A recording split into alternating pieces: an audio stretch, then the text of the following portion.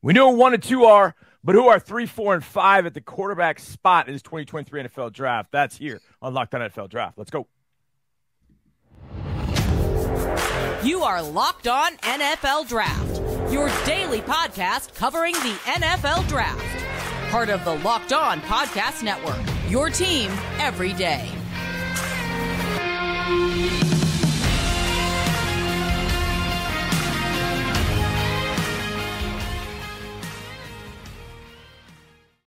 What's up, everybody? Welcome into Locked On NFL Draft. Former NFL, AFL defensive back Eric Crocker. You can see him right there in the top corner. Then Ryan Tracy from Rogue Analytics at Ryan Tracy NFL. Also NFL33.com, Rogue Analytics for Ryan Tracy. I'm John Harris. And tonight's episode of Locked On NFL Draft is presented by Prize Picks. It's daily fantasy made easy. Pick 2 to 5 players. If they score more or less their Prize Picks projection, you can win up to 10 times your money on your entry. First-time users can receive 100% instant deposit matchup, $200 with promo code Locked On. That's prizepicks.com, promo code Locked On. Gentlemen, Bryce Young, CJ Stroud, the top 2 quarterbacks, more or less, I would think, for a lot of people. Maybe not Mel Kiper, but Mel Kiper is not in this discussion tonight.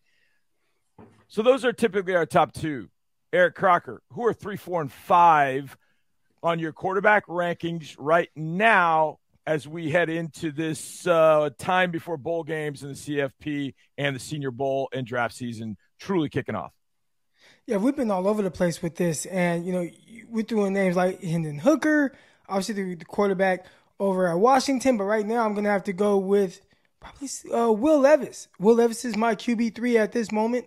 And you watch just his offense and just understand how much is put on his shoulders, more than any other quarterback in this class. He doesn't have any other really draftable skill position players outside of his running back. Who is he throwing the ball to?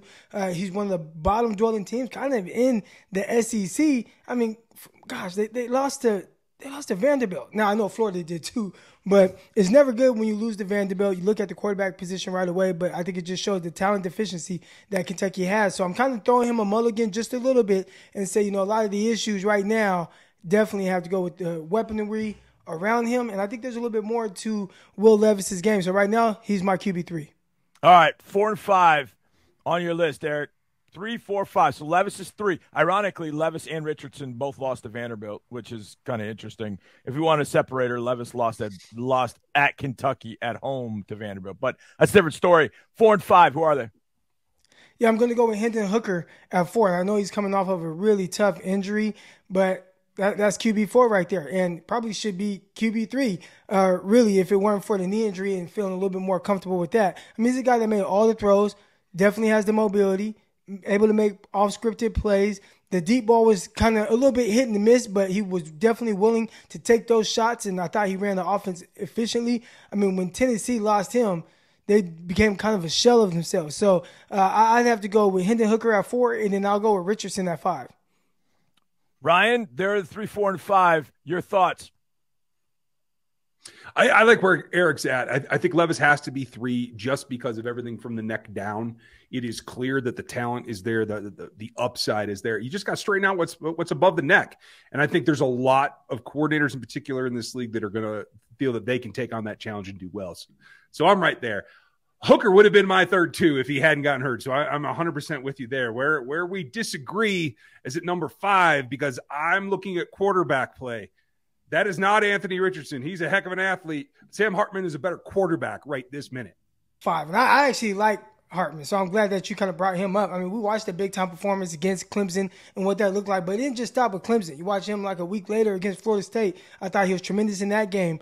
He showed a lot of moxie, and right now San Francisco 49ers have a quarterback by the name of Brock Purdy, and he's not the most physically imposing quarterback, right? Doesn't have the biggest of arm, but just enough mobility to escape the pocket, just enough arm talent to be able to make some of the off-scripted throws. And then you see just that leadership, a guy who's starting. I think Sam Hartman, I see a lot of Brock Purdy in him. Yeah, it's funny because I feel like I see a lot of Brock Purdy in a lot of guys in some sense in this draft. Max Duggan comes to mind. Sam Hartman comes to mind. And there are a few others that maybe we haven't even seen declare yet. Bo Nix is maybe another one, a little bit more Brock Purdy in him. I have a hard time putting Levis at 3, but I'm going to because I just don't know that I can make a case for Hendon Hooker, Anthony Richardson. I'm like you guys. I would have liked Hendon Hooker at number 3, although I don't want to take away from Hendon Hooker's game. I know some people will bring up his age, but I don't know that I can find a lot of fault in Hooker's game. I just don't know where his ceiling would be. And to put a guy at number 3, I'd have to worry about his ceiling. But I'm going to go to a total wild card at number 5. And maybe we should say that for the next segment. Think about a wild card quarterback, maybe not a wild card quarterback, but a quarterback that might rise on boards, because I got one that we're going to see at the Senior Bowl that I'm really excited about seeing, because when his team played with him, they beat everybody under schedule. When he got hurt and they played, I think, 3 games without him, they ended up getting absolutely torched. In fact, I don't want to step out of turn here, but I think UConn ended up beating this team. Now, UConn ended up with 6 wins, so nothing against Jim Mora and UConn, because he got them to 6 wins and they're going to a bowl game. Good for Jim Mora. But I think for my 5, I'm going to go Levis, then I'll go Richardson, and it's hard to do that. I'm going to go Hooker. Just with an ACL, you just never know. You never know what a guy's going to be able to come back from. What I want to do is talk about our wild card quarterbacks, a guy that at the end of this could get into the top 5, and you'll pound the table and say, I knew it. That's the guy that I knew was going to get in the top 5. Who's that wild card quarterback? I got mine. He plays on the West Coast. And if you see number 9, you know exactly who this is, and you'll know that guy. So our guys will come up with that next. But we got to talk about Turo, the world's largest car-sharing marketplace. Turo, you can book any car you want, wherever you want it, from a community of local hosts. Browse a huge selection of vehicles for U.S., U.K., Canada, Australia. You can book it on a budget. You can get the luxury car, find affordable economy cars, test drive a new electric vehicle. It's that easy. Many Turo hosts can even deliver the car right to you. That's the best part. You find a host in the town where you're going to be, and they got you covered. Every trip is backed by liability insurance. That's great assurance to have for you as someone that's needing that particular vehicle wherever you're going to be. Terms, conditions, exclusions apply. Forget boring rental cars and find your drive at Turo, T-U-R-O, Turo, Turo.com. My accent, you never know how it's going to come out, so I got to spell it for you. T-U-R-O, it's Turo, and it's Audible.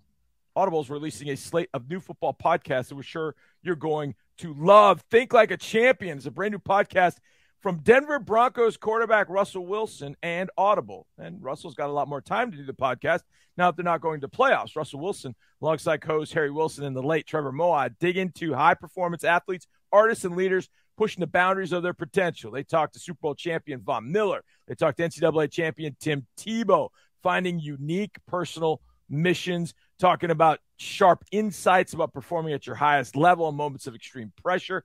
Every episode features interviews with Olympic medalists, NFL stars, and business leaders. Available for free on Audible or wherever you get your podcasts. Ever Locked On presents for a sneak peek of Think Like a Champion, or catch the full series available anywhere you get your podcast, and available everywhere now. Audible, get in the game. Thank you for making Locked On NFL Draft your first listen today. For your second listen today, check out Locked On Sports Today. From the games that matter the most, the biggest stories in sports, go beyond the scoreboard and behind the scenes with local experts and insights only Locked On can provide. Locked On Sports Today, available on this app, YouTube, and wherever you get your podcast. Guys, my wild card is Jake Haener from Fresno State. Am I crazy? Ryan, yes or no? Crazy, no. You got to like what you see there: spontaneity, the ability to move around the pocket, get out of the pocket. There's plenty to like there. It's about level of competition and repeatability.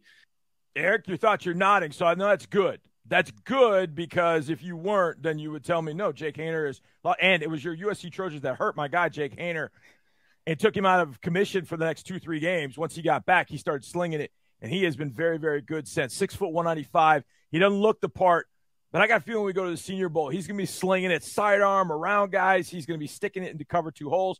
He can do a lot, even though he's not the biggest guy. That's my wild card. Eric Crocker, give me yours. Yeah, we talk about the size and how he's not the biggest of guys, but, I'd say if you match him up against a guy like, Bryce Young, they're probably similar in stature there. And I think their play styles obviously a little different. You see one guy in the SEC and the other guy playing over there on the West Coast. But, man, Jacob Haener can't find somebody to say anything bad about him. The way he prepares, his mechanics, those are all on point. I think he shows a necessary mobility as well. We're talking about a guy who definitely hurt his ankle against USC, and that was not a good look. But I thought he was done for the year. Next thing you know, he's back in a few weeks later. He ran that offense extremely well. He made some of those guys look like draftable players, whether it's the running back or the receiver, Jalen Moreno Cropper. All right, showed a lot of talent there, and I think when it comes to him, the Senior Bowl is going to be very pivotal. But if you walk away from the Senior Bowl saying, "Oh man, Jacob Hayner looked like the best quarterback there," I wouldn't be surprised. I think the biggest thing that's going to be with him is just the size, the lack of size, and maybe not quite as much athleticism as a guy like Bryce Young, who is small but can move a little better. But even then, I think Jacob Hayner, I think his mobility is probably a little bit underrated. So I really like Jacob Hayner. Right now, Senior Bowl commits at this point: Jake Hayner, Clayton Tune from out of U of H, right next to me, and Tyson Bagent from out of Shepherd, playing at the Division II level. Those are the ones right now. Will Levis, I believe, has an invite, but I don't think he has accepted that invite just yet. So those are guys I'm excited to see. Ryan, your wildcard quarterback is?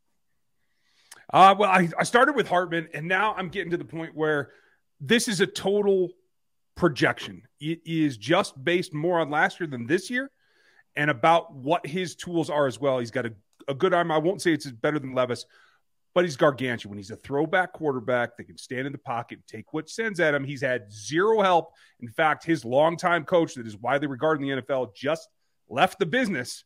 But Tanner McKee is really intriguing to me, and I wonder if he isn't a guy that through the process can't make up a lot of ground to get himself in that top 5 talk. I'm going to absolutely 1,000% disagree, and Ryan, I love you to death. I can't stand Tanner McKee. Tanner, this is nothing against you, man. It's really not.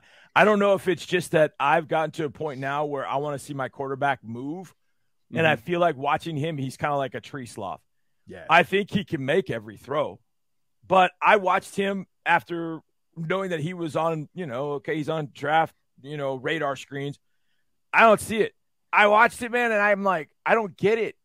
The plays that he made, he was making when Stanford was down, 47-23. Now, I don't think he's got a ton of help, but I don't think he was void of help. He had Michael Wilson, receiver. He had Elijah Higgins, who I think is going to the Senior Bowl. One of, if not both, are going to the Senior Bowl. I think both of them are going to the Senior Bowl. So he had some level of help that was there.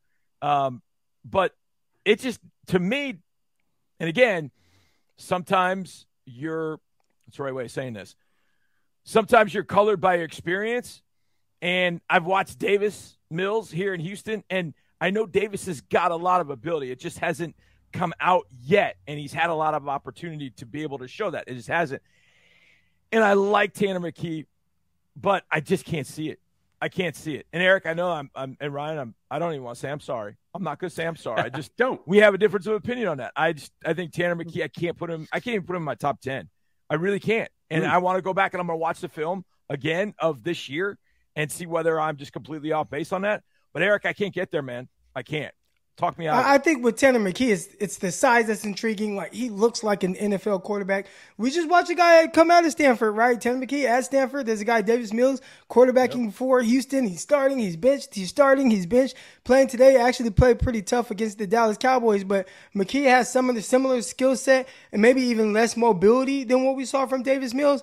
I don't know how well that's going to translate to the next level. I think he actually forced his head coach to just go into like an early retirement and just say, you know what, I'm just going to step away from Stanford altogether. All right, but we are fans of Dalton Kincaid. He declared this weekend, the tight end from Utah. Might this be one of the better tight end classes we've seen? We'll talk about the guys that have declared and where we project them next. But we got to talk about Prize Picks. Prize Picks is daily fantasy made easy. How does it work? It's pretty simple. You pick 2 to 5 players in a multitude of sports. And, well, what sports, John? I mean, you pick it. Esports? Yeah. Disc golf? Absolutely. Yeah. What? Yes, absolutely. NBA, of course. NFL, college football. We're getting near the end, but we're going to bowl season. And it's this simple. You pick a player. Let's take Tanner McKee. Tanner McKee is not going to a bowl, but if you were, and his Prize Picks projection in the game was 175 passing yards, you just pick more or less. And if you're right, say he throws for 375 and you said more, you can win 10 times on your entry. Entries can be made 60 seconds or less. It's that easy, safe, and fast withdrawals, currently operational in over 30 states and Canada. Download the Prize Picks app or go to prizepicks.com to sign up and play daily fantasy sports. First-time users can receive 100% instant deposit match up to $200 with promo code Locked On. If you deposit 100, PrizePicks will give you 100. If you deposit 50, PrizePicks will give you 50. Don't forget to enter promo code Locked On and sign up for instant deposit match up to $100. It's PrizePicks. All right, gentlemen, Dalton Kincaid, pass-catching tight end from Utah, transfer from San Diego, which I had forgotten about, declared for the draft. How do we see him going into this draft class? Michael Mayer also declared. I would think he's TE1 for a lot of people. We've not heard from Darnell Washington from Georgia. Maybe he's going to play through the playoff and then decide at that particular point. Where do you see Dalton Kincaid, Eric, and Ryan? Eric, go. I think, he squeezed right in there.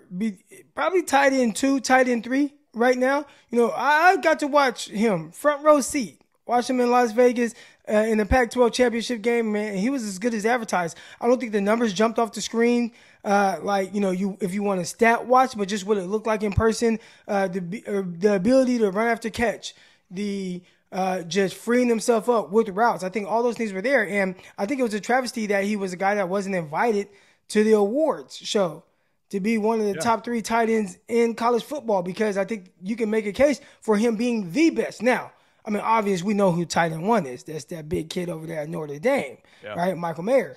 But Kincaid, I think he's the guy that right now I got him pegged as a day 2 pick, early day 2 as well. Ryan, Michael Mayer, TE1 for you, and where does Dalton Kincaid fit? Kincaid is squarely at TE2 right now, and I'd like to draw the differences between them.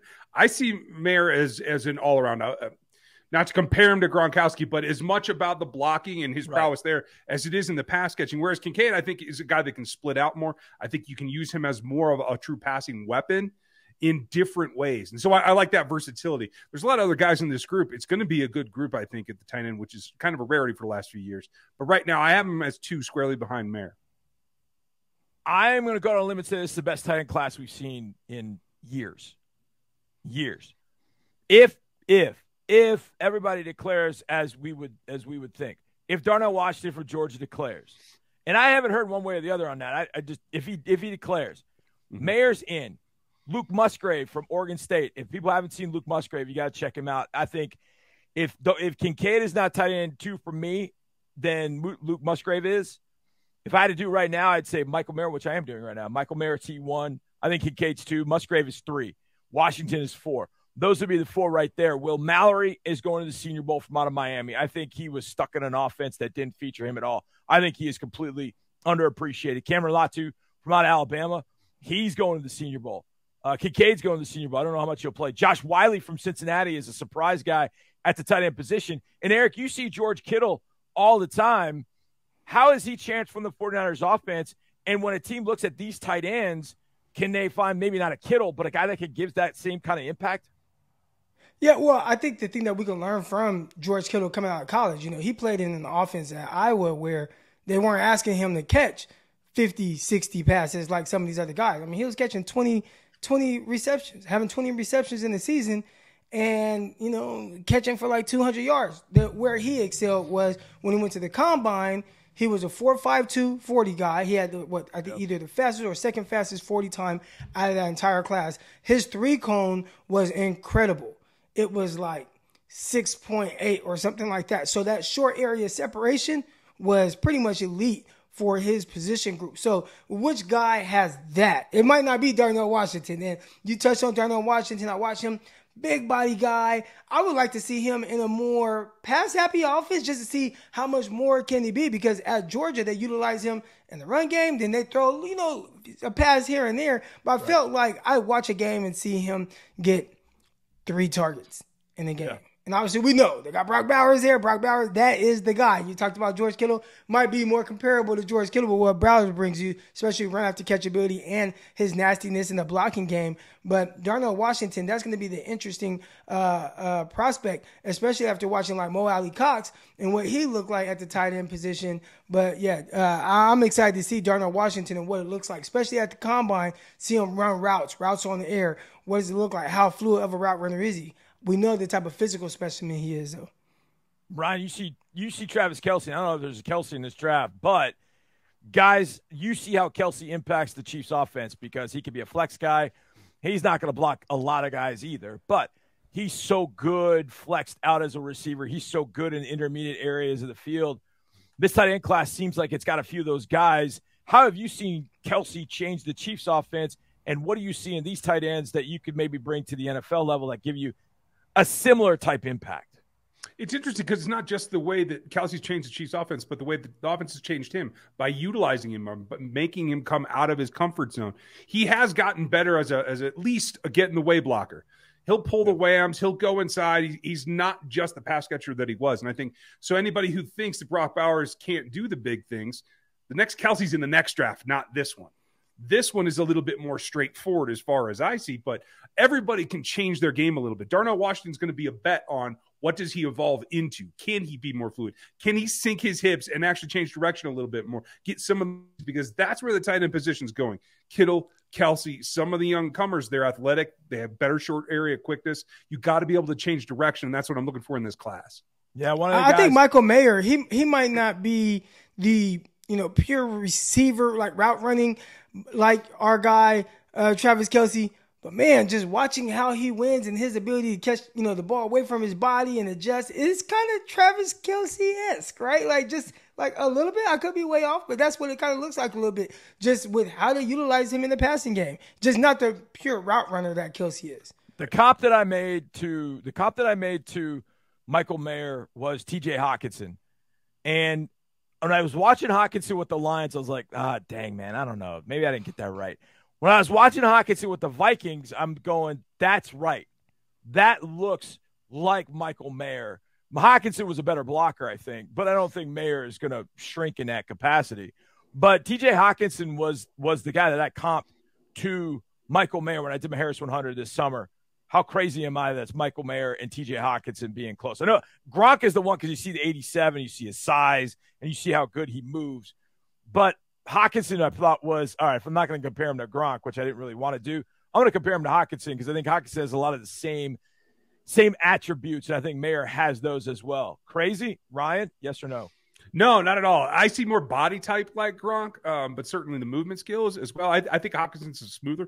I think he accelerates a little bit better, but that's all right. I don't think that you're crazy, but I don't know if the truth is going to be somewhere in between in terms of production and what he's able to do. I don't think he's utilized enough in Notre Dame's offense, so like he still also has ceiling that we haven't seen yet. Yeah, that's going to be fun.